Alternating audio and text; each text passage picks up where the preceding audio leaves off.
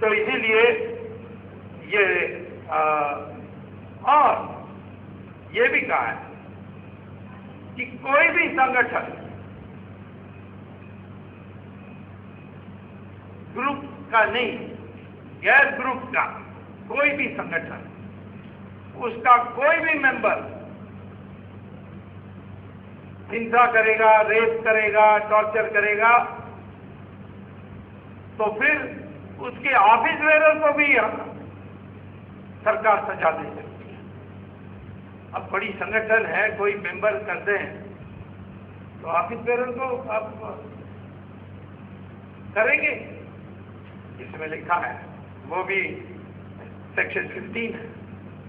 Section 15 के अनुसार कोई सुरक्षित नहीं है। तो ये इस तरीके से मैं बिल पढ़ते जा सकता हूं, परंतु अब मैं आपको इसके पीछे मंशा बताने चाहता हूं।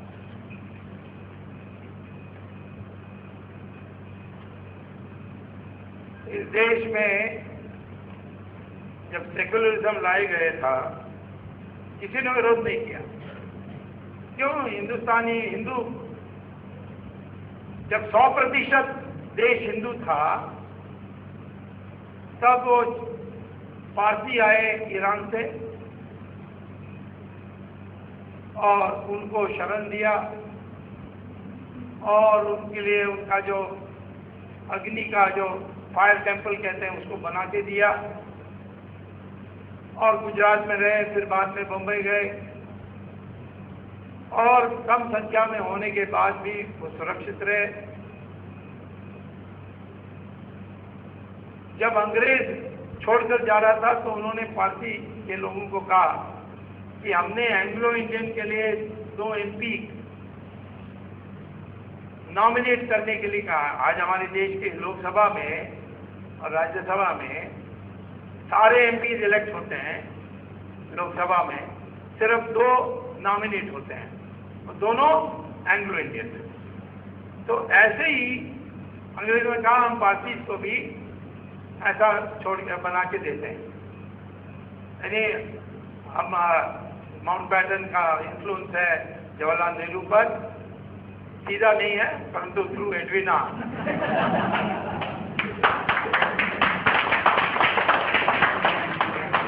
और इसीलिए हम इसको कर देंगे।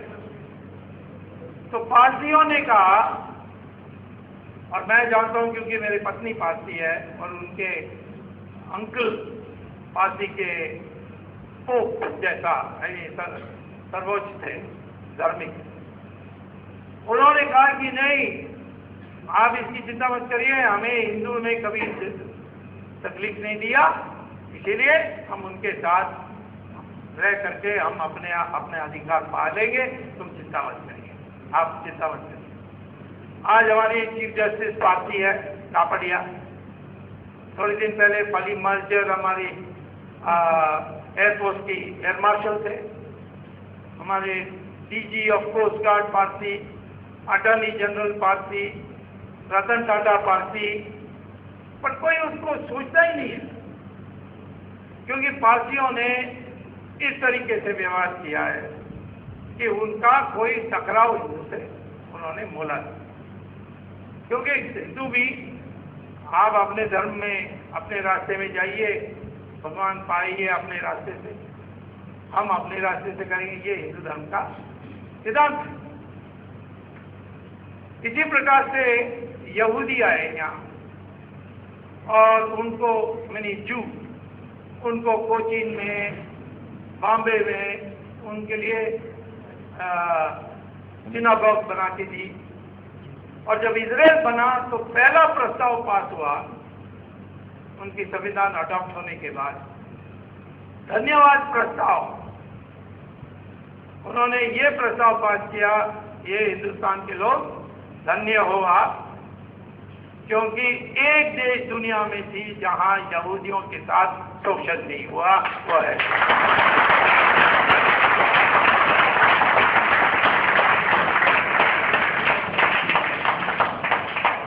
जब मुसलमान ट्रेडर आए केरला में उनको सिर्फ मर्द लोग आए तो उनको उनके साथ शादी हुई, उनको इसलिए मोपला अंग्रेजी में कहते हैं, केरल में, मलयालम में और तमिल में उसको मापिलाई कहते हैं। मापिलाई माने दामाद।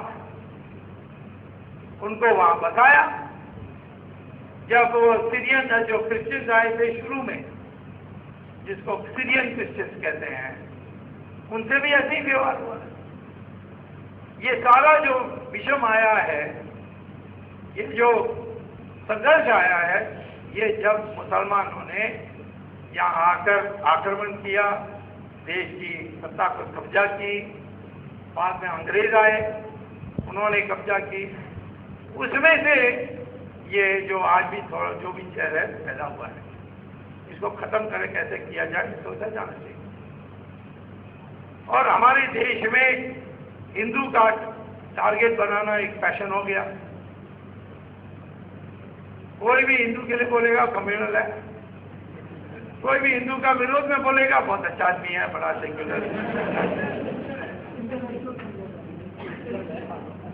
अब आप बताइए, बामियान बुद्धा के स्टैचू को तालिबान ने अपने कैनन को रखकर उसने तोड़ा।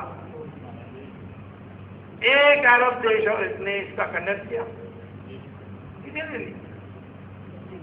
रोज मंदिर टूटते हैं, मलेशिया में भी टूटने लगे, कजाकिस्तान में कितने देश में रेफ्यूजी कैंप में रहते हैं, कोई कुछ बोलता है उसके बारे में। और बांग्लादेश में 1947 में 32% हिंदू थे, आज 7% है। किसी ने cleansing, ethnic cleansing, religious cleansing की बात की? नहीं की। वो इसीलिए एक बन गया है कि हिंदू सॉफ्ट टारगेट है,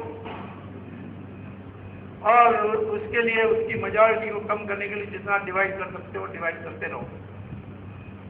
और ये ग्रुप भी बनाया, इसमें शेड्यूल कास्ट और शेड्यूल ट्राइब को अलग करने में एक कारण है।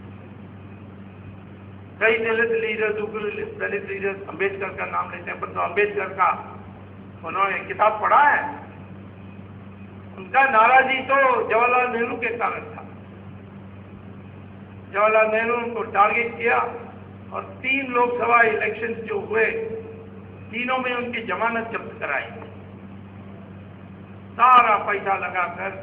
क्योंकि जवाहरलाल नेहरू को ईर्ष्या थी कि अम्बेडकर PhD है कोलंबिया यूनिवर्सिटी से, और master of law London school economics, और ये 3rd क्लास पास था कैम्ब्रिज यूनिवर्सिटी।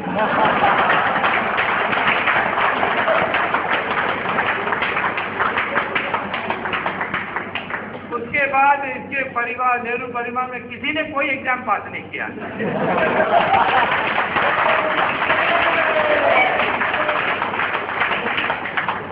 और जवाहरलाल नेहरू अपना नाम पंडित रखता था।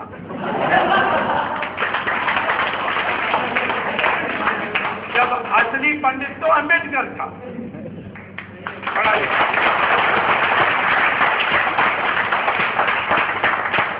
हम ये विकृति में नहीं होते, ये जाति वर्ण का जो जन्म से जुड़ के आया है, तो निश्चित तौर पर पुराने दिनों में अम्बेडकर को पंडित मानते। एनीवे,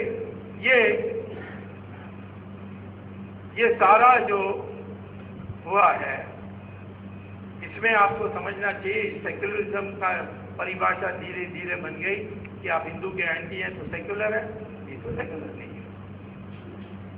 ये नहीं हो सकता। हर देश का एक आइडेंटिटी होता है। अमेरिका जैसे देश जो नया देश है, सारे देश दुनिया से लोग आए हुए लोग। तब भी सैमुअल हंटिंगटन जो हार्वर्ड में प्रोफेसर था, उसने कहा अमेरिका का आइडेंटिटी क्या है? तो उन्होंने कहा अमेरिका का आइडेंटिटी है white Anglo Saxon Protestant English speaking people. तो लोगों ने पूछा कि फिलिपिनो, इंडियन है, चाइनीज है, इसका क्या है? नहीं, वो सिटीजन है, लेकिन अमेरिकन आइडेंटिटी बनाने में उनका तब तक नहीं होगा जब वो white Anglo Saxon Protestant English को नहीं बने। और कोई नहीं विरोध कर रहा है। Best selling book. और मैंने यहाँ एक लेख में लिख दिया कि मुसलमान मान ले कि तुम उनका पूर्वज हिंदू है तो मैं उनको भाई बहन मान लूंगा और हम सब एक हो जाएंगे, हम सब हिंदुस्तानी हो जाएंगे। उसमें हल्ला हो गया, कम्युनल ये वो। तो मैं आपसे यही कहता हूं कि ये जो है इसके पीछे मंशा वही है। जो इस लोग बिल का विरोध करेंगे कम्युनल है। ये इनकी तैयारी जो चल रही है, जो सेक्शन 9 में है कि कोई भी मेजॉरिटी कम्युनिटी की संगठन का कोई भी मेंबर ग्रुप के खिलाफ हिंसा करेगा तो सारा ऑफिस बेरर को पकड़ सकते हैं। इसके माने वो तैयारी कर रहे हैं। फॉर्चुनेटली ये बहुत ज्यादा कर दिया हर्ष बंदर ने, एक्सक्यूज मी मंदर ने, और उसने ज्यादा कर दिया तो अब मायावती बिगड़ गई और ममता बिगड़ गई और जयललिता बिगड़ गई। तो इसीलिए बिल अब थोड़ा कोल्ड स्टोरेज में है। और बात भी है कि ये सरकार रहेगी नहीं जाएगी, इसके भी अब संदेह है। चिदम्बरम का तो छुट्टी हम जल्दी करने वाले हैं।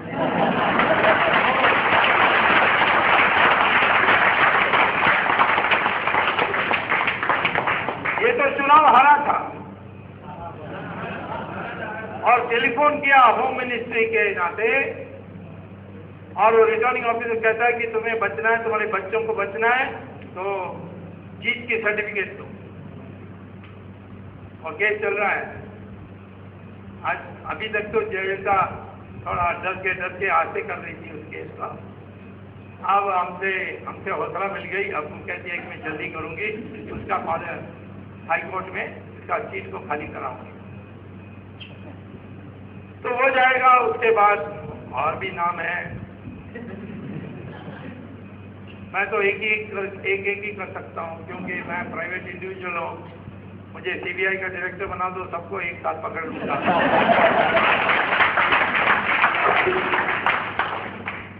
तो अब देखिए, थोड़ी मैं इस विषय से थोड़ा उदाहरण देने के लिए कह रहा हूँ।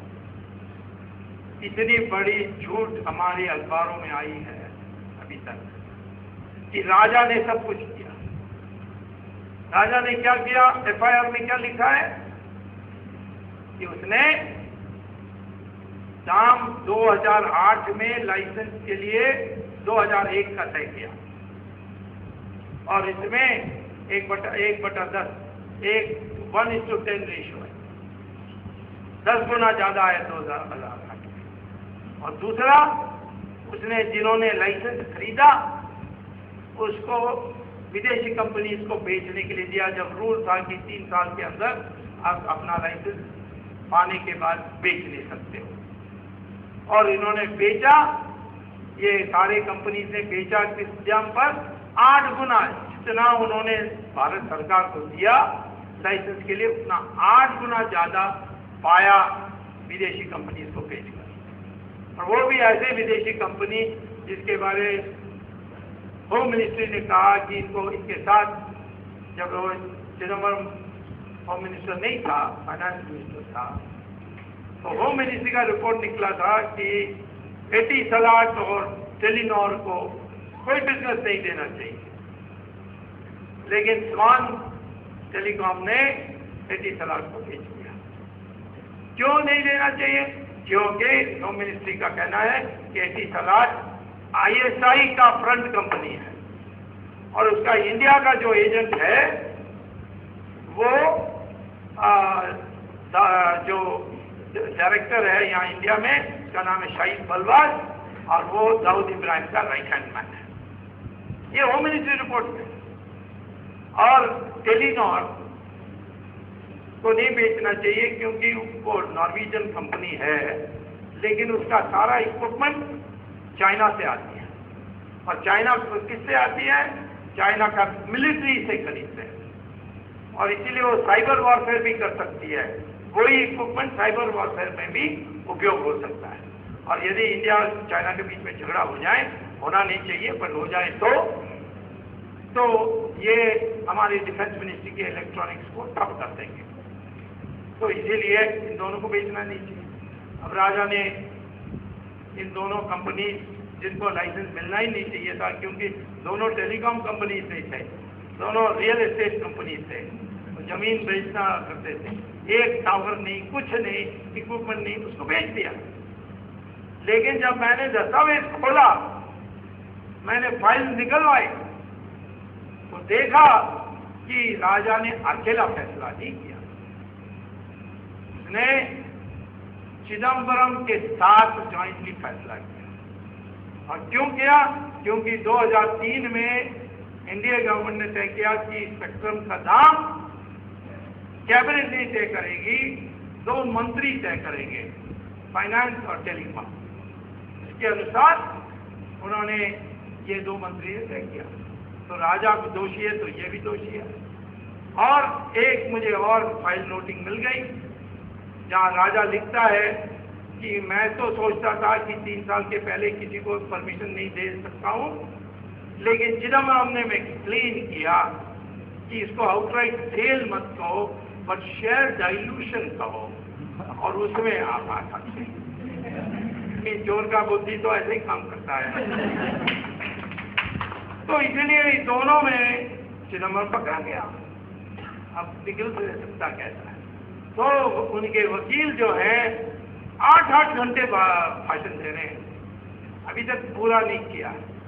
इसलिए दशहरा की छुट्टी आ गई, 10 तारीख को है, और 10 तारीख को जज ने कहा कि 45 मिनट से ज्यादा नहीं बोलो, और टाइम फिक्स कर दिया। तो 10 को फैसला हो जाएगी, उसके बाद छुट्टी। मुझे मेरा एक मित्र है जो दिल्ली का सीआर जेल का सुपरिटेंडेंट का दोस्त है, वो कह रहा था कि वो सुपरिटेंडेंट कंप्लेन कर रहा था, ये स्वामी सब मद्रासियों को ही भेज रहा है। पहले राजा, फिर कन्नी मोड़ी, फिर दयानिधि मारन, और अब चिदम्बरम, और ये सब आकर मसाला डोसा इडली मांगते हैं। और हमारे खबर जी वो जानता नहीं है, परेशान है, उसको सीखना पड़ रहा है। तो मैंने कहा कि उसको बोलो कि अभी एक आएगी जिसको पिज्जा और स्पैगेटी खिलाना पड़ेगा।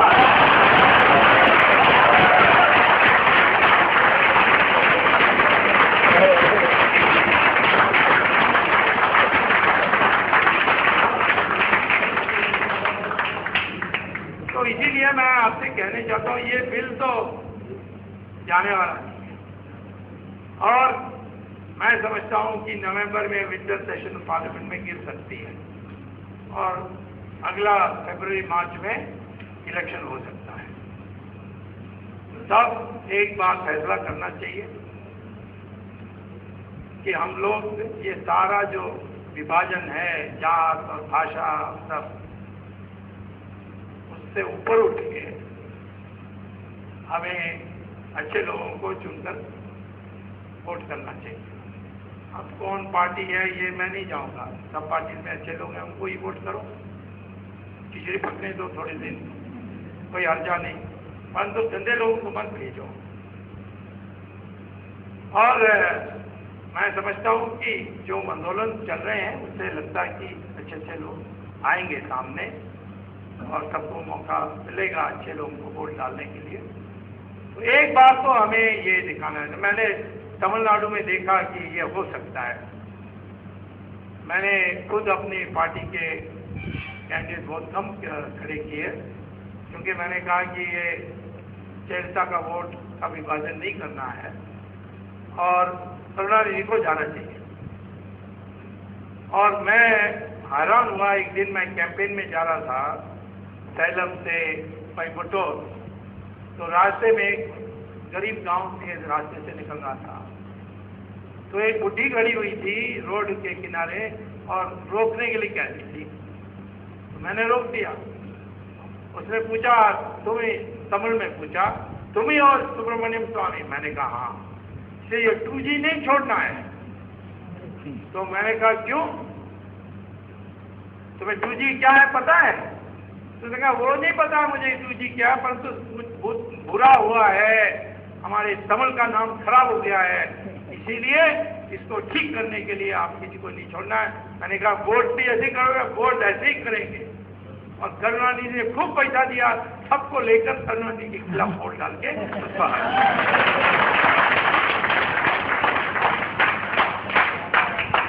तो इसीलिए हमारी जनता ऐसे कर सकती है, 1977 में भी किया था। तो इसलिए कभी ऐसा निराश नहीं होना चाहिए कि जनता अज्ञान यानी अनपढ़ है, ये है वो है, हो सकता है, परंतु पढ़े लिखे लोगों को भी सक्रिय होना चाहिए। और ऐसे जो देश को बांटने वाली बिल ना आए। देखिए 1977 में लोगों ने तय किया कि हम नसबंदी नहीं मानेंगे, और आज कितना लाभ देश के लिए हुआ उससे। आज कहते हैं इंडिया का डेमोग्राफिक डिविडेंड, कल तक कह रहे थे पॉपुलेशन प्रॉब्लम,